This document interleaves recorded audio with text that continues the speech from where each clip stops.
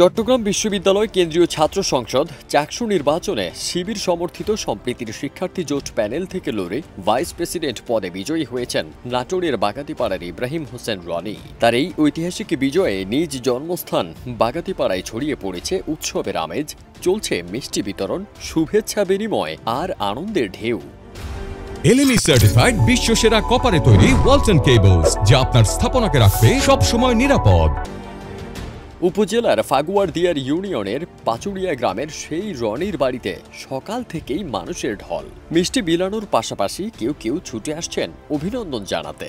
স্থানীয়দের ভাষায় রনির এই বিজয় শুধু একজনের বিজয় নয়, এটি উত্তরবঙ্গের নাটোর জেলার বাগাতিপাড়ার গৌরব। চাকসু নির্বাচনে ৭,৯৮৩ ভোট পেয়ে বিজয়ী হয়েছেন ইব্রাহিম হোসেন রনি। আমরা মত বিনিময় করলাম, গতকালকে তার মা রোজা ছিল, তারা অত্যন্ত আনন্দিত, আমরা সকলে আনন্দিত। রনি ওই গ্রামের মোহাম্মদ এনামুল হক ও আমেনা বেগমের বড় ছেলে।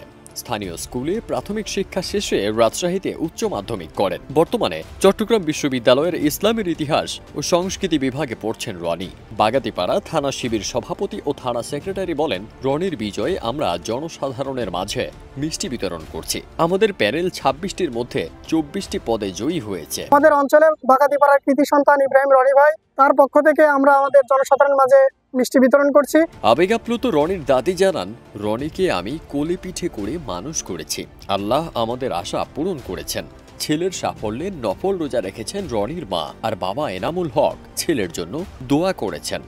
সব করে মানুষ করছি রনি, এতে আমরা খুব সন্তুষ্ট, মানে দেশের মানুষরা সবাই সন্তুষ্ট। আমার ছেলেদের সবার কাজ করতে পারে, আল্লাহর পথে থাকতে পারে, ছেলেরা সবাই দোয়া করবে।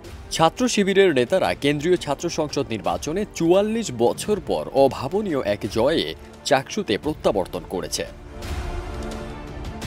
নিজ এলাকার মানুষের ভালোবাসা ও দোয়া পেয়ে কৃতজ্ঞতা জানিয়েছেন ইব্রাহিম হোসেন রনি। তিনি বলেন, এই বিজয় শুধু আমার একার নয়, এই বিজয় সবার। আমি বিশ্ববিদ্যালয়ের শিক্ষার্থীদের কল্যাণে কাজ করতে চাই। ফারদিন সানি, দেশ রূপান্তর।